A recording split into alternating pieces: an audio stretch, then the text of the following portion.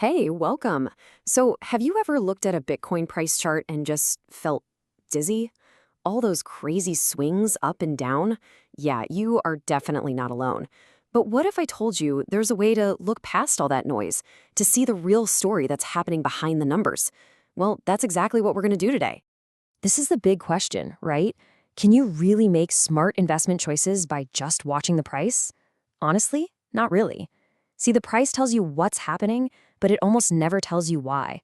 And to really understand the market, you've got to go deeper. And that deeper level is exactly where on-chain analysis comes into play. Think of it as our special toolkit that lets us peel back the layers of the market and check the actual health of the Bitcoin network. It's kind of like having a backstage pass to see what's really going on. So what is it exactly? Well, on-chain analysis is just a fancy way of saying we're looking at the data that's permanently recorded on the Bitcoin blockchain. And because the blockchain is a public ledger, all of this information is out in the open, it's totally verifiable, and it tells a pretty amazing story about what people are actually doing with their Bitcoin. And that brings us to a really important distinction here. On the left, you've got on-chain data. This is the source of truth, right? It's coming directly from the blockchain. But on the right, you have what I like to call the echo. That's your off-chain stuff, like trading volume on an exchange or what people are saying on social media. It can be useful, sure, but it's not nearly as reliable as the hard data from the chain itself. So first things first, let's check the network's vital signs. You can think of this just like a doctor checking a patient's pulse. These first indicators tell us about the fundamental health and activity of the Bitcoin network. Is it thriving? Is it struggling? Let's find out. And our first vital sign is active addresses. This one's super straightforward, but also really powerful. It just counts how many unique Bitcoin addresses are actually being used, sending or receiving transactions. It's basically a great way to measure user engagement. Are a lot of people using the network, or has it gone quiet? And wow, right now, things are very quiet. We're only seeing about 30,000 active addresses, which is actually a 6-month low. This points to pretty low demand, not a lot of new retail interest, which usually happens when a market is kind of resetting itself.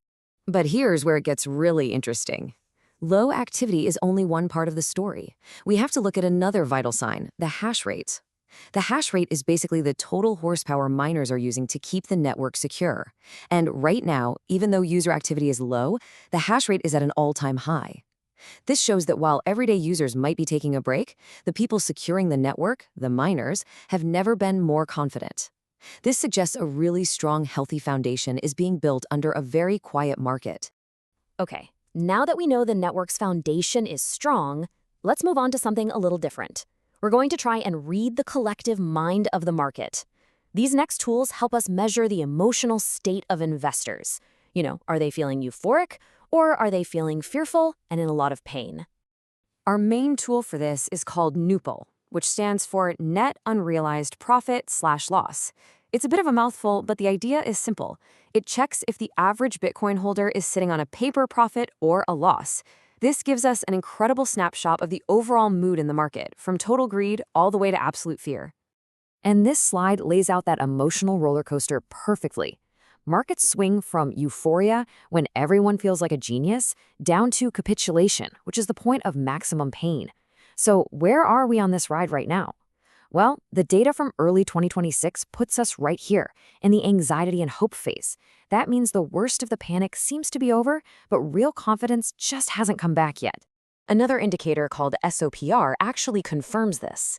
SOPR looks at whether people selling their coins today are doing so at a profit or a loss.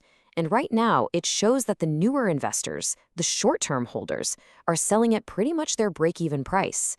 Now, this is a really important signal. It means the pressure to panic sell is easing up, which can help create a nice stable floor for the price. Okay, so the network is healthy, but investors are feeling pretty anxious. The next logical question is the price fair? Is Bitcoin overvalued right now, or is it undervalued? Let's take a look at some valuation tools. For this, one of the most trusted indicators out there is the MVRV Z-score.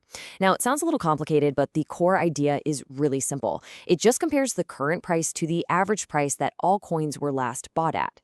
This helps us see if the market has gotten way overheated or way too cold compared to its historical average. And reading it is super easy.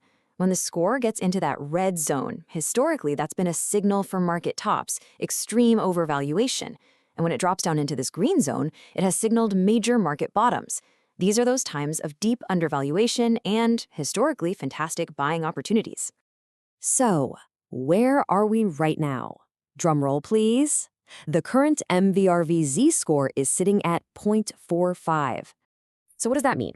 Well, that score puts us right in the middle of this neutral chill zone. It suggests the market is a little bit undervalued, which is good. It means the risk of a huge crash from here is limited. But it also tells us we haven't hit that deep green zone, that moment of total capitulation that marked the absolute bottom in past cycles. So there might be a little more pain to go yet. And a few other valuation clues totally back this up. For instance, there are signs that Bitcoin miners are under a lot of financial stress, which historically happens near market bottoms. And at the same time, another metric that looks at risk-adjusted returns is at a crazy low level, a level that in the past has been a fantastic low-risk entry point for people thinking long-term. All right, deep breath. We've looked at network health, we've decoded investor emotions, and we've checked the valuation. Now for the best part. Let's put all of these pieces together and tell one single story about where the Bitcoin market is right now, in early 2026. This summary table just brings everything into focus. As you scan down the list, the story just pops out. Active addresses show us demand is low, but the hash rate shows network strength is at an all-time high.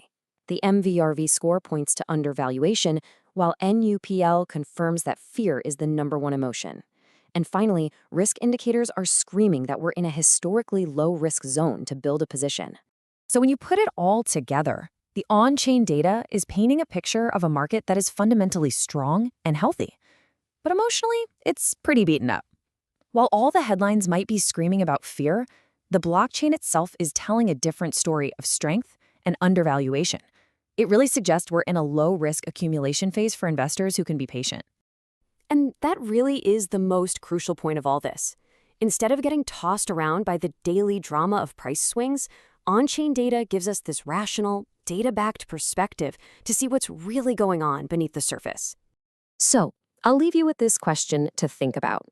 The data is pretty clear that we're in a zone of opportunity for anyone with a long-term view. But the absolute bottom might not be in just yet. So, after everything we've looked at today, what specific on-chain signal will you be looking for as your green light? Something to chew on. Thanks so much for tuning in.